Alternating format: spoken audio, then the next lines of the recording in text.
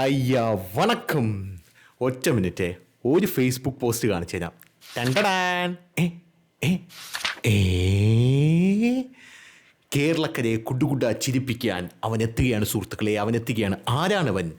PM ഷോയ്ക്ക് ശേഷം കേരളക്കരയെ മുഴുവനായി കയ്യിലെടുക്കാൻ തരംഗമാവുകയാൻ കേരളത്തിലെ ട്രോളന്മാർക്ക് അനുഗ്രഹമായി ശിവപ്രസാദ് എന്ന് പറയുന്ന കേരളത്തിലെ പുതിയ SFI സംസ്ഥാന പ്രസിഡന്റ്.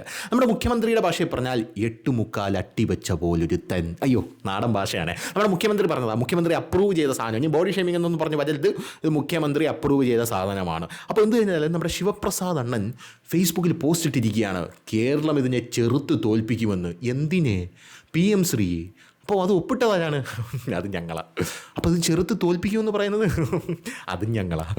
അപ്പോൾ ഇതിനെതിരെ സമരം ചെയ്യാൻ പോകുന്നത് അതും ഞങ്ങളാ. കുമ്പിടിയാണോ? കുമ്പിടി പോലും 2 പ്രത്യക്ഷപ്പെടും, ഇത് 3 പ്രത്യക്ഷപ്പെടുന്നു എന്നുള്ളതാണ് നമുക്ക് മനസ്സിലാക്കാൻ സാധിക്കുന്ന ഒരു കാര്യം എന്ന് പറയുന്നത്. ഇത് എന്താണ് എന്ന് എനിക്ക് ആലോചിച്ചിട്ട് ഒരു പിടിയും കിട്ടുന്നില്ല. ഒരു സ്ഥലത്ത് നമ്മുടെ ശിവൻകുട്ടി മാമൻ എന്ത് ചെയ്യുന്നു? NEP എന്ന് പറയുന്ന സാധനത്തിൽ എന്താണ് കുഴപ്പം? അപ്പം അവിടെ ഇരിക്കുന്ന മാധ്യമങ്ങൾ ചോദിക്കുന്നുണ്ട്, ഞങ്ങളാരും കുഴപ്പമുണ്ടെന്ന് പറഞ്ഞില്ല, നിങ്ങളാണ് കുഴപ്പമുണ്ടെന്ന് പറഞ്ഞത്. ഞാൻ എൻ്റെ നിലപാട് മാറ്റി. നിലപാടെന്ന് പറയുന്നത് അതിനുള്ളതാണല്ലോ, എടുത്തിട്ട് മാറ്റാനുള്ളതാണ് നിലപാട്, അല്ലാതെ പാലിക്കാനുള്ളതാണെന്ന് വിചാരിച്ചാൽ. വാക്ക് പറഞ്ഞാൽ വാക്കായിട്ടിരിക്കണം, അല്ലാതെ പ്രവർത്തിച്ച് നശിപ്പിക്കുന്ന ശീലമൊന്നും ഞങ്ങൾക്കില്ല എന്ന് പറയുന്നത് പോലെയാണ് ഞങ്ങൾക്ക് നിലപാടെന്ന് പറയുന്നത് തരാതരം പോലെ അങ്ങോട്ടും ഇങ്ങോട്ടും എടുത്ത് മാറ്റാനുള്ളതാണ്. അതുകൊണ്ട് ഞാൻ എൻ്റെ നിലപാട് മാറ്റി. ഇനി നിങ്ങളെ നിലപാട് മാറ്റി, അല്ലാതെ എൻ്റെ പഴയ നിലപാടും പറഞ്ഞുകൊണ്ട് എൻ്റെ മെക്കിട്ട് കയറാനല്ല നിങ്ങളെ ഇവിടെ പിടിച്ചിരുത്തിയിരിക്കുന്നത് എന്നാണ് നമ്മുടെ ശിവൻകുട്ടിയാണ് മാധ്യമങ്ങളോട് പറഞ്ഞത്. പക്ഷേ സുഡാപ്പികൾ വെറുതെ ഇരിക്കുന്നില്ല. അറിയാലോ, സുഡാപ്പികളെ കഷത്തിൻ്റെ ഇടയിലാണ് CPM എന്ന് പറയുന്ന പാർട്ടിയുടെ തലയിരിക്കുന്നത്. അവന്മാർ വെറുതെ ഇരിക്കുന്നത്. പിന്നെ യവന്മാരുടെ ഒരു പരിപാടി എന്ന് പറഞ്ഞാൽ, സുഡാപ്പികളുടെ ഒരു പരിപാടി എന്ന് പറഞ്ഞു കഴിഞ്ഞാൽ ആരോഗ്യരംഗം, വിദ്യാഭ്യാസ രംഗം, മറ്റ് പല രംഗങ്ങൾ, ഈ രംഗങ്ങളൊക്കെ ഇവന്മാർ സൂക്ഷ്മമായിട്ട് നിരീക്ഷിക്കും. ഇവിടെ എന്തെങ്കിലുമൊക്കെ മാറ്റങ്ങൾ വരുത്തുന്നുണ്ടോ എന്നാണ് ഇവന്മാരുടെ പ്രധാനപ്പെട്ട നോട്ടം എന്ന് പറയുന്നത്. അവിടെ എന്തെങ്കിലും മാറ്റങ്ങൾ വരുത്തി കഴിഞ്ഞാൽ ഇവരുടെ നിലനിൽപ്പ് തന്നെ വലിയ രീതിയിൽ പ്രശ്നത്തിലാകും എന്ന് ഇവന്മാർക്ക് കൃത്യമായിട്ട് അറിയാം. ഫോർ എക്സാമ്പിൾ, ചെറിയൊരു എക്സാമ്പിൾ ഞാൻ പറഞ്ഞുതരാം. ഇപ്പോൾ സ്ത്രീകളുടെ വിവാഹപ്രായം 18 വയസ്സിൽ നിന്ന് 21 വയസ്സാക്കണം എന്നുള്ള ഒരു സെറ്റപ്പ് കേന്ദ്ര സർക്കാർ കൊണ്ടുവന്നു. ഇത് ഞങ്ങളെ ഉദ്ദേശമാണ്, ഞങ്ങളെ തന്നെ ഉദ്ദേശമാണ്, ഞങ്ങളെ മാത്രം ഉദ്ദേശമാണ് എന്ന് പറഞ്ഞ് സുഡാപ്പികൾ രംഗത്തെത്തി. ഉടനെ തന്നെ സ്ത്രീകൾക്ക് വേണ്ടി നവോത്ഥാനം സുനത്താൻ വേണ്ടി വനിതാ മതിൽ കെട്ടാൻ പോയതാണ്. അങ്ങ് മലയോര മണ്ടയിൽ സ്ത്രീകളെ കയറ്റാൻ വേണ്ടി സ്ത്രീകൾ പറക്കട്ടെന്നേ എന്ന് പറയുന്ന ഇവിടെയുള്ള CPM CPI എന്ത് ചെയ്തു? 18 വയസ്സ് മതി, പറ്റുമെങ്കിൽ 16 ആക്കണമെന്നാണ് നമ്മുടെ നിലപാടെന്ന് പറഞ്ഞ് സുഡാപ്പികളുടെ കഷത്തിൻ്റെ ഇടയിൽ കയറിയിരുന്നു. അതിൻ്റെ പ്രധാനപ്പെട്ട കാര്യം, അതായത് ഈ 18 വയസ്സിൽ നിന്ന് 21 വയസ്സ് ഒരു പെണ്ണിനും കൊണ്ടുവരുമ്പോൾ, ഈ 18 വയസ്സെന്നൊക്കെ പറയുന്നത് ഈ കോളേജ് ലൈഫ് തുടങ്ങുന്ന ഒരു സമയമാണ്. ഈ കോളേജ് ലൈഫ് തുടങ്ങുന്ന ഈ സമയത്ത് എന്താണ്, ഈ +2 തീരുന്ന സമയം, +2 തീർന്നു കഴിഞ്ഞാൽ ഉടനെ വിവാഹം എന്നുള്ള രീതിയിൽ പോകാതെ ഒരു 21 വയസ്സാകുമ്പോൾ കോളേജ് ലൈഫൊക്കെ കഴിഞ്ഞ് ഒരു ഡിഗ്രിയൊക്കെ കയ്യിൽ കിട്ടുന്ന ഒരു സമയമാവും. ഈ ഡിഗ്രി കയ്യിൽ കിട്ടുമ്പോൾ ഈ പെണ്ണുങ്ങളെങ്ങാനും ജോലിക്ക് പോകണമെന്ന് പറഞ്ഞാൽ, ജോലിക്ക് പോയി കഴിഞ്ഞാൽ അവരുടെ കയ്യിൽ കാശ് വരും. കാശ് വന്നു കഴിഞ്ഞാൽ അവർക്ക് വിവരം വന്നാൽ അവർ ഇൻഡിവിജ്വലാണെന്നുള്ള ബോധം വരും. ബോധം വന്നാൽ പിന്നെ നമുക്കിവിടെ സ്കോപ്പില്ലല്ലോ, മതത്തിലെ പുരുഷാധിപത്യം. അപ്പോൾ ഇതൊക്കെ വലിയ സംഭവങ്ങളാണ്. അപ്പോൾ ഇതിനകത്തൊക്കെ, അതായത് ഈ വിദ്യാഭ്യാസ മേഖലയിലൊക്കെ എന്തെങ്കിലുമൊക്കെ നടന്ന ആൾക്കാർ രക്ഷപ്പെട്ടു പോയി കഴിഞ്ഞാൽ നമുക്ക് മൊത്തത്തിൽ അടിത്തറ ഇളകി പോകും. അങ്ങനത്തെ ഉള്ളൊരു സെറ്റപ്പ് ഉള്ളത് കൊണ്ടാണ് ഈ വിദ്യാഭ്യാസത്തിനകത്തും ആരോഗ്യ രംഗത്തിനകത്തും എന്തെങ്കിലുമൊക്കെ വാക്സിനൊക്കെ വികസിപ്പിക്കുന്നുണ്ടോ, അങ്ങനെ വികസിപ്പിക്കുകയാണെങ്കിൽ ഇത് നമ്മളെ സമൂലമായിട്ട് ഉന്മൂലനം ചെയ്ത് കളയാനുള്ള വാക്സിൻ ആണോ എന്നൊക്കെ ഇവന്മാർ നോക്കിക്കൊണ്ടിരിക്കുന്നത്. ഒന്നും ചെയ്യാൻ പറ്റില്ല, സീരിയസ് ആയിട്ട് പറയും, ഒന്നും ചെയ്യാൻ പറ്റില്ല. ഇത് അനുഭവിക്കുക എന്ന് മാത്രമേ ഉള്ളൂ. അനുഭവിക്കുക, അങ്ങോട്ട് പറഞ്ഞ് മനസ്സിലാക്കാനും പറ്റില്ല, ഒന്നും ചെയ്യാനും പറ്റില്ല. എന്ത് ചെയ്യാൻ പറ്റും? സമൂഹത്തിനെ മുന്നോട്ട് പോകുന്ന സമൂഹത്തിനെ പിടിച്ച് പിന്നോട്ടിങ്ങനെ വലിച്ചുകൊണ്ടിരിക്കുകയാണ്. പല സമുദായങ്ങളും മുന്നിലോട്ടാണ് പോകുന്നത്.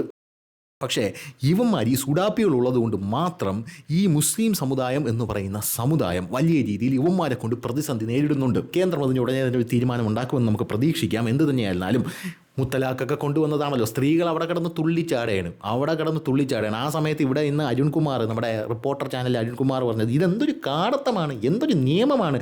ഇതേ അരുൺകുമാർ തന്നെ കേരളത്തിൽ 1-ാം തലാഖ്, 2-ാം തലാഖ്, 3-ാം തലാഖ് എന്ന് പറഞ്ഞ് ഒരു ഉസ്താദ് ഒരു പെണ്ണും പിള്ളയെ മൊഴി ചൊല്ലിയപ്പം കഴിഞ്ഞു, കണ്ടോ എന്തൊരു ഡ്രാക്കോണിയൻ നിയമമാണിത് എന്ന് പറഞ്ഞ ടീമാണ് ഇവിടെ ഉള്ളത്. അപ്പോൾ യുവമാർക്കൊക്കെ ഞാൻ പറഞ്ഞില്ലേ, തരാതരം പോലെ എടുത്ത് മാറ്റാനുള്ള സെറ്റപ്പാണ് ഈ നിലപാടെന്ന് പറയുന്നത്. അപ്പോൾ ഈ ശിവപ്രസാദ് എന്ന് പറയുന്ന വീണ്ടും ഇടാം അണ്ണൻ്റെ ഫേസ്ബുക്ക് പോസ്റ്റ്, മതനിരപേക്ഷ വിദ്യാഭ്യാസത്തിൻ്റെ കേരള മോഡലിനെ സംരക്ഷിക്കണം. എൻ്റെ പൊന്നോ, രാജ്യത്തെ വിദ്യാഭ്യാസ മേഖലയെ കൈപ്പിടിയിലാക്കുന്നതിനും മതേതര ജനാധിപത്യ മൂല്യങ്ങളെ തകർത്ത് ചരിത്രബോധവും യുക്തിചിന്തയും ഇല്ലാത്ത ഒരു തലമുറയെ അടക്കി വാഴാനുമുള്ള പരിശ്രമമാണ് സംഘപരിവാർ നടത്തുന്നത്. രാഷ്ട്രീയമായും ഭരണപരമായും അതിനെ പ്രതിരോധിക്കുന്ന സംസ്ഥാനമാണ് കേരളം. അത് ശരിയാണ്. കേന്ദ്രത്തിനെ എവിടെ നിർത്തണമെന്ന് കേരളത്തിന് കൃത്യമായിട്ടറിയാം. വരച്ച വരയെ നിർത്തും എന്നാണ് ഇവന്മാർ പറയുന്നത്. പക്ഷേ വര എവിടെ വരയ്ക്കണമെന്ന് കേന്ദ്രം തീരുമാനിക്കും. അതിൽ കുറച്ച് കാര്യങ്ങൾ കൊണ്ട് പറഞ്ഞുതരാം. അതായത് ഉന്നത വിദ്യാഭ്യാസ മേഖലയിൽ ഗവർണർമാരെ ഉപയോഗിച്ചാണ് സംഘപരിവാർ ഇടപെടാൻ ശ്രമിക്കുന്നതെങ്കിൽ സ്കൂൾ രംഗത്ത് PM ശ്രീ ഉൾപ്പെടെയുള്ള പദ്ധതികളാണ് ഇവർ ഉപയോഗിക്കുന്നത്. ചേടാ പൊന്നെ, പിന്നെ എന്തിനാണ് അതിൽ പോയി ഒപ്പിട്ടത്? അതായത് അത് ഒപ്പിട്ടത് CPM. ഞങ്ങളാരാ? ഞങ്ങളതിൻ്റെ വിദ്യാർത്ഥി സംഘടന.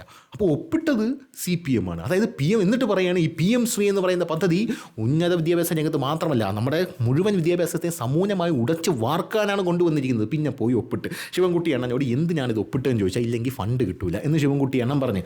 ഫണ്ട് കിട്ടൂലെങ്കിൽ എന്താ?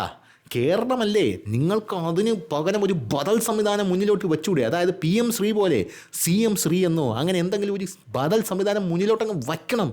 എന്നിട്ട് കേന്ദ്രത്തിൻ്റെ സമ്പൂർണ്ണമായിട്ടുള്ള വിദ്യാഭ്യാസ നയത്തെ ഉടച്ച് വാർക്കണം.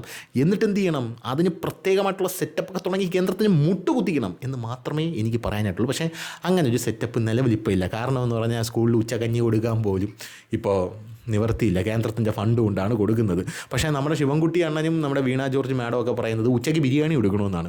അപ്പം അവിടെ ഇരിക്കുന്ന ആയമാരടക്കമുള്ള ചുമ്മാ ഇരിയുടെ എന്നായിരിക്കും മിക്കവാറും പറയുന്നത്. സത്യം പറഞ്ഞാൽ ഇതാണ് അവസ്ഥയെന്ന് പറയുന്ന കേരളത്തിൽ.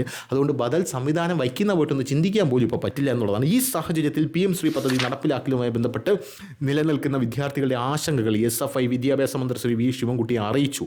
NEP-യിലൂടെ കേന്ദ്ര സർക്കാർ ഒളിച്ചു കടത്തുന്ന വിദ്യാഭ്യാസം, ഇനി ഒളിച്ചു കടത്തലൊന്നുമില്ല, നിങ്ങൾ ഒപ്പിട്ടില്ലേ, ഇനി നേരിട്ട് കടത്തലേ ഉള്ളൂ. ആര് പറഞ്ഞു ഒളിച്ചു കടത്തുന്നത്?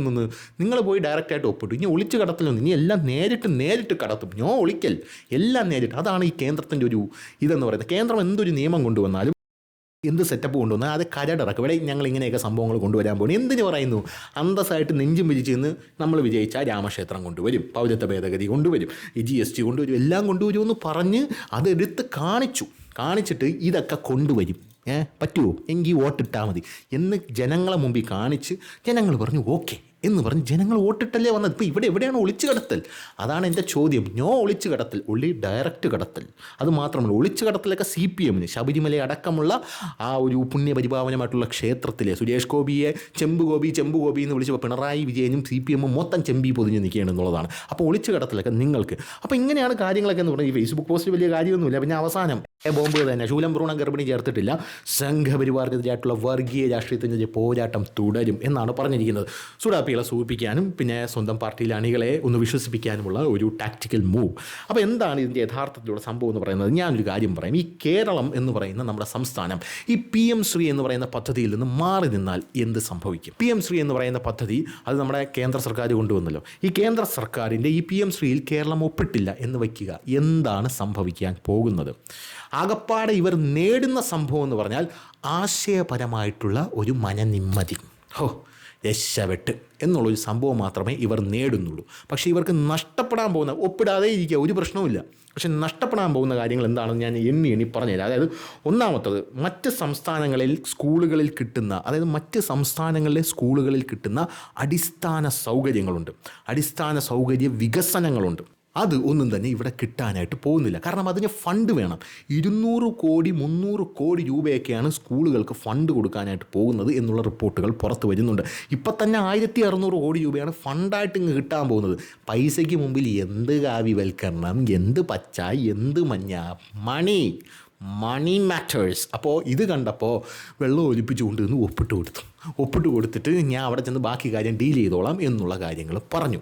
അപ്പോൾ ഇതാണ് സംഭവം. അപ്പോൾ ഇതിൽ ഒപ്പിടാതിരുന്നാൽ മറ്റ് സംസ്ഥാനങ്ങളിലെ സ്കൂളുകളിൽ കിട്ടുന്ന അടിസ്ഥാന സൗകര്യങ്ങൾ മെച്ചപ്പെടുത്താൻ ഇവിടെ കിട്ടില്ല. ഉദാഹരണത്തിന് smart class room, lab, library upgrade പോലുള്ള ഈ സാധനങ്ങൾ ചെയ്യാനുള്ള കോടികളുടെ ഫണ്ട് കിട്ടില്ല എന്നുള്ളതാണ് പ്രധാനപ്പെട്ട കാര്യം. ഇത് ഒന്നാമത്തെ കാര്യം. ഇനി രണ്ടാമത്തെ കാര്യം എന്ന് പറയുന്നത് വിദ്യാഭ്യാസ അടിസ്ഥാന സൗകര്യത്തിൽ നിന്ന് കേരളം പിന്നോക്കം പോകും എന്നുള്ളതാണ്. ഇതൊന്നും കിട്ടിയില്ലെങ്കിൽ കേരളം വിദ്യാഭ്യാസ അടിസ്ഥാന സൗകര്യങ്ങളിൽ നിന്ന് പിന്നോക്കം പോകും. സ്വാഭാവികമായിട്ടും മറ്റ് സംസ്ഥാനങ്ങൾ കയറി വരും. ഇപ്പം തന്നെ 10 കൊല്ലം കേന്ദ്ര സർക്കാർ അവിടെ ഭരിച്ചിട്ട്, ഉത്തർപ്രദേശൊക്കെ എന്നൊക്കെ പറഞ്ഞാൽ 60 കൊല്ലമായിട്ട് കോൺഗ്രസ് ഭരിച്ച് മുടിച്ചിട്ടിരിക്കുന്ന സംസ്ഥാനങ്ങളായിരുന്നു.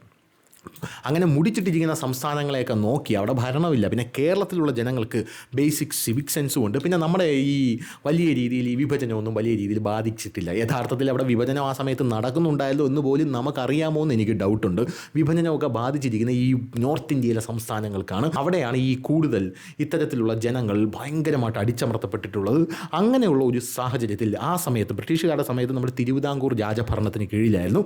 നമ്മളിവിടെ അന്തസ്സായിട്ട് കാര്യങ്ങളൊക്കെ വികസിപ്പിച്ച് കൃത്യമായിട്ട് ആരോഗ്യരംഗമൊക്കെ പരിപാലിച്ച് നമ്മൾ അപ്പോഴേ ഭയങ്കര സെറ്റപ്പായിരുന്നു. അത് കഴിഞ്ഞിട്ടാണ് ഈ ജനാധിപത്യം വരുന്നത്. 1947 ഇന്ത്യ സ്വതന്ത്രമാകുന്നത്, തിരുവിതാംകൂർ ലയിക്കുന്നത് ഇന്ത്യയിൽ, അങ്ങനെയുള്ള സെറ്റപ്പ്, സർദാർ വല്ലഭായ് പട്ടേൽ ഇതൊക്കെ കൂട്ടി ചേർക്കുന്നത്. അപ്പോൾ ഇങ്ങനെയുള്ള സെറ്റപ്പൊക്കെ വന്നത് അപ്പോഴേ നമ്മൾ ഭയങ്കര കിടുക്കാച്ചികളായിരുന്നു. അതായത് ഈ തിരുവിതാംകൂറും നമ്മുടെ കേരളം എന്ന് പറയുന്ന പ്രദേശം ആ സമയത്ത് നമ്മുടെ ആരോഗ്യരംഗമൊക്കെ ഭയങ്കര അടിപൊളിയായിരുന്നു. ഈ കോവിഡ് സമയത്ത് പോലും അന്ന് രാജാവ് ഉണ്ടാക്കി വെച്ച സെറ്റപ്പ് കൊണ്ടാണ് കേരളം വലിയ രീതിയിൽ ഉയർന്നത് എന്നുള്ള റിപ്പോർട്ടുകൾ NDTV, ടൈംസ് ഓഫ് ഇന്ത്യ അടക്കമുള്ള മാധ്യമങ്ങൾ അടിച്ചു വെച്ചിട്ടുണ്ട്. ചുമ്മാ ഗൂഗിളിൽ പോയി സെർച്ച് ചെയ്താൽ മനസ്സിലാവും. അതൊന്നും എടുത്തുകൊണ്ടിരിക്കാനുള്ള സമയം ഇപ്പോൾ ഇല്ല, പറഞ്ഞു വന്നപ്പോൾ കൂട്ടത്തിൽ പറഞ്ഞതേ ഉള്ളൂ. അപ്പോൾ അങ്ങനെയാണ് കാര്യം. അപ്പോൾ ഇവിടെ ഈ PM ശ്രീ എന്ന് പറയുന്ന ഈ പദ്ധതിയിൽ വിദ്യാഭ്യാസ സംവിധാനത്തിൽ നിന്നും ഇതിൽ ചേർന്നില്ലെങ്കിൽ സൗകര്യങ്ങളിൽ നിന്നും നമ്മൾ പിന്നോക്കം പോകും. ഇപ്പോൾ തന്നെ ഉത്തർപ്രദേശ് 37,000 കോടി രൂപയാണ് അവിടെ സർപ്ലസ് ആയിട്ട് കിട്ടിയിരിക്കുന്നത്. സർപ്ലസ് ആയിട്ട് ഇപ്പോൾ ഖജനാവിൽ എല്ലാം കഴിഞ്ഞ് ഖജനാവിൽ കിടക്കുന്ന പൈസ എന്നാണ് പറയുന്നത്. അങ്ങനെ ഖജനാവിൽ കിടക്കുന്ന പൈസ ഇവിടെ എന്തുണ്ട്? ഇവിടെ അടുത്ത മാസം ശമ്പളം കൊടുക്കണമെങ്കിൽ അപ്പുറത്തുനിന്ന് 2,000 കോടി രൂപ കടമെടുക്കണം. അങ്ങനത്തെ സാഹചര്യത്തിലാണ് പല സംഭവങ്ങളിലും നമ്മളിങ്ങനെ പിന്നോട്ട് പൊക്കോണ്ടിരിക്കുകയാണ്. പഴയ പേരും പ്രതാപം ഒക്കെ ഉള്ളൂ. അപ്പോൾ ഇതിൽ നിന്ന് ഇങ്ങനെ പിറകിലോട്ട് ഇങ്ങനെ പൊക്കോണ്ടിരിക്കുകയാണ്. കേന്ദ്രം തരുന്ന സാധനം കൂടെ ചാടിയിട്ട് പിടിച്ചില്ലെങ്കിൽ വികസിപ്പിക്കാൻ ഇവിടെ ഒന്നുമില്ല. വികസിപ്പിക്കാൻ അറിയാമെന്നുള്ള ആളും ഇവിടെ ഇല്ല. കേന്ദ്രത്തിൻ്റെ വികസനങ്ങൾ മാത്രമേ ഇവിടെ ഉള്ളൂ. അത് വരുമ്പോൾ ഫ്ലക്സ് അടിക്കാനുള്ള ഒരു ആവേശം നമ്മൾ കാണിക്കുന്നുണ്ട്. അപ്പോൾ ഇതും പോകും എന്നുള്ളതാണ്. പിന്നെ ഈ PM ശ്രീയിൽ ആദ്യമേ പോയി ഒപ്പിട്ട് ആദ്യമായിരുന്നു എങ്കിൽ പിന്നെ അത് PM ശ്രീ എന്നുള്ളത് എടുത്ത് മാറ്റിയിട്ട് CM ശ്രീ എന്ന് പറഞ്ഞ് മുഖ്യമന്ത്രി പിണറായി വിജയൻ്റെ പേരടിച്ച് വയ്ക്കുകയായിരുന്നു. ഇതൊരു വിവാദമായി പോയ സ്ഥിതിക്ക് ജനങ്ങൾ മൊത്തം അറിഞ്ഞു ഇത് PM ശ്രീ എന്ന് പറഞ്ഞാൽ കേന്ദ്രത്തിൻ്റെ പദ്ധതിയാണെന്ന്. ആ വിവാദമായ സ്ഥിതിക്ക് ഫ്ലെക്സ് അടിക്കാനുള്ളൊരു സ്കോപ്പ് നമുക്കതിൽ കാണാനായിട്ട് കഴിയുന്നില്ല എന്നുള്ളത് മറ്റൊരു കാര്യം. ഇനി രാജ്യതലത്തിൽ ഒരു നെറ്റ്വർക്ക് ഉണ്ടാകും. ഈ PM ശ്രീ എന്ന് പറയുന്ന പദ്ധതി വരുമ്പോൾ ആ നെറ്റ്വർക്ക് ഉണ്ടാകുമ്പോൾ ആ നെറ്റ്വർക്കിൽ കേരളം ഉണ്ടാവില്ല. ഇതിൽ ചേർന്നില്ലെങ്കിൽ അതിനകത്ത് കേരളം ഉണ്ടാകില്ല. അതുകൊണ്ട് എന്ത് സംഭവിക്കും?